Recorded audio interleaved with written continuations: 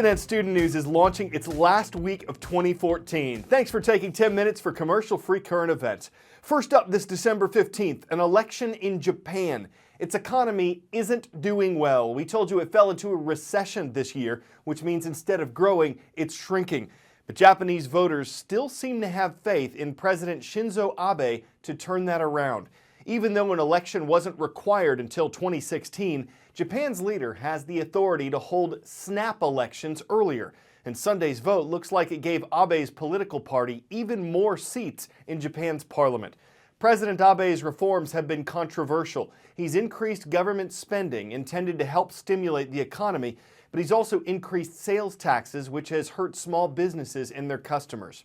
So what does this mean? It means that the Prime Minister will have 4 more years to institute his plan of economic reforms known as Abenomics, flooding the market with cash, encouraging corporations to create more jobs, and increasing government spending. All of this in an attempt to revive the Japanese economy after nearly 2 decades of stagnation. So far, the policy's been a mixed bag. There was a very unpopular sales tax increase earlier this year that helped push Japan into a surprise recession. The yen is at a 7-year low, and in this country that relies on imports, when the yen is weak, a lot of things at the grocery store are much more expensive. So it's really hurting Japanese consumers and small and mid-sized businesses. And many voters are expressing apathy. It's one reason that the voter turnout in this snap election was so low. But the Prime Minister says this is a mandate from the Japanese people to stay the course and keep pushing ahead with Abenomics. And hopefully, he says, give the Japanese people the economic revival that he promised when he was first elected 2 years ago, and apparently now re-elected for another 4 years.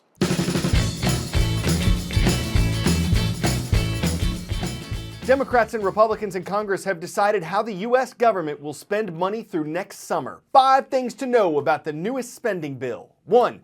It's not law yet. The House passed the bill on Thursday. The Senate passed it on Saturday. The president's expected to sign it into law very soon. 2. It's a compromise. It eases some government rules for businesses. Many Democrats didn't like that. It doesn't slow down President Obama's executive action on immigration. Many Republicans wanted that. 3, it's big, $1.1 trillion big, 1,603 pages big. The money will fund most of the federal government's operations through next September. 4, what's in it? In addition to funding Social Security, interest on the national debt, and foreign aid, $5 billion will go toward fighting ISIS terrorists in Iraq and Syria. $2.7 billion will go toward fighting the Ebola virus. 5, it makes some changes. Your lunch is one of them. Schools won't have to provide as many whole grains in their meals, and they won't have to reduce salt any more than they already have.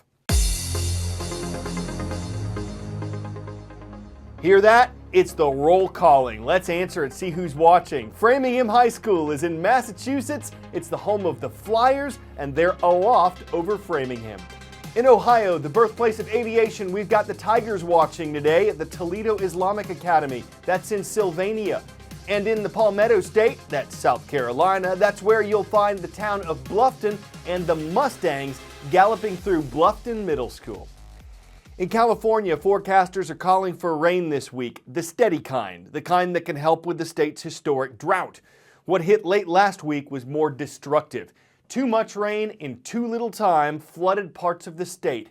A river of moist air brought the massive storm east from Hawaii. It stretched over 3 states. It caused trees to fall, which killed 2 people in Oregon.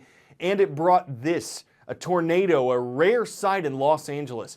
The National Weather Service said it was an EF0, a relatively weak twister with winds between 65 and 85 miles per hour. It was just one part of this storm. 2 inches of rain in just 3 hours. Pelting Southern California. He's in. In the heart of the city, a swift water rescue on the Los Angeles River. Here we go. They're going to pull her in. From the rising and rapidly moving current, first responders pulled 2 people clinging to trees to safety, including this woman. Other parts of the Los Angeles area left ravaged by recent wildfires, also getting doused with more water than the baked, scarred land could handle. Crews began working to clean up the mud and debris enveloping these homes and blocking some streets, even as the rain was still falling. In Camarillo Springs, an area that was charred by wildfire in 2013, the downpour was far more punishing. sending mud and tons of rocks cascading down on these homes. They have a lot of rock to move here. It's almost like a quarry. It's just amazing to look at. The damage so intense, officials deemed 10 homes uninhabitable. But remarkably, no reports of injuries. Time for the shout out. Health experts recommend that teenagers should get at least how many hours of sleep every night? Wake up. Is it 5, 6, 7.5, or 9 hours? You've got 3 seconds. Go. To function their best, experts say teenagers need at least 9 hours of sleep every night. That's your answer, and that's your shout out.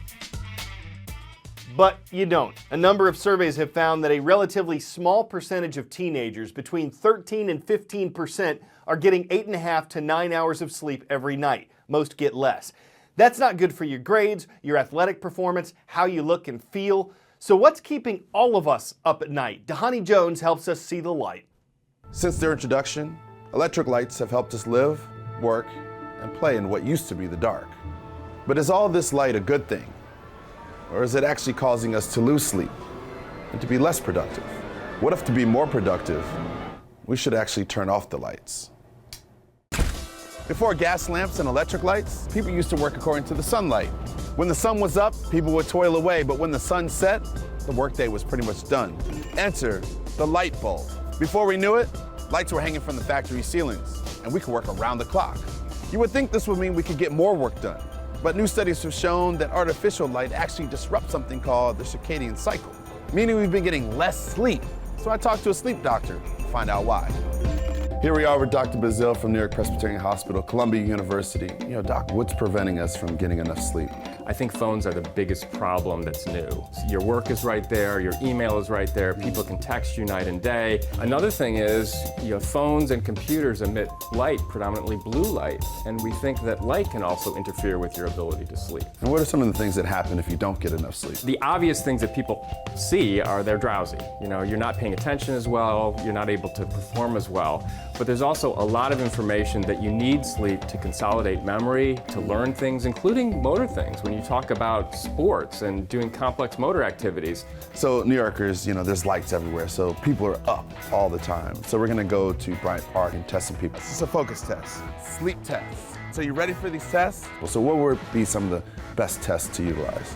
All right, some things that might be affected is your concentration. We do that with what's called serial sevens. In increments of sevens. Just have people count backwards from 100 by 7. 100, 93.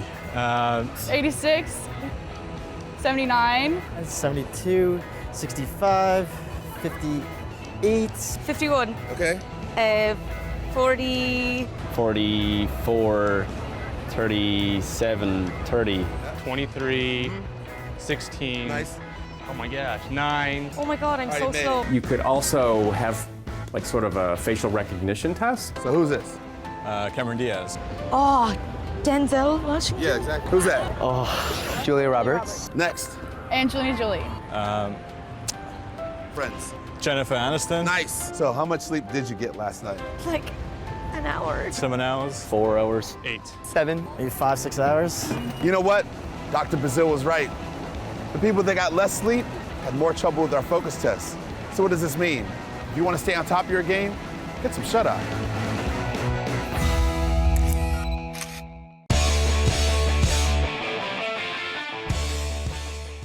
Before we go, an answer to Elvis's great mystery. What does the fox say? This one says, "Give me those bubbles." It's a fennec fox, the smallest species of fox. It's native to North Africa, though this one lives at a zoo in Tucson, Arizona. And he's pretty serious about going after globules. We can't tell whether he really loves them or really hates them, but one thing is clear. The fox and these bubbles will not share a den. Every time they float on by, he'll outfox them. The bantam beast's bumbling, bubble-breaking battle is bubbling and brimming with charm. He catches air to catch some air, and while I'm sorry to burst your bubble, CNN Student News has come full circle. We hope you'll join us again tomorrow. We'll be back right sphere.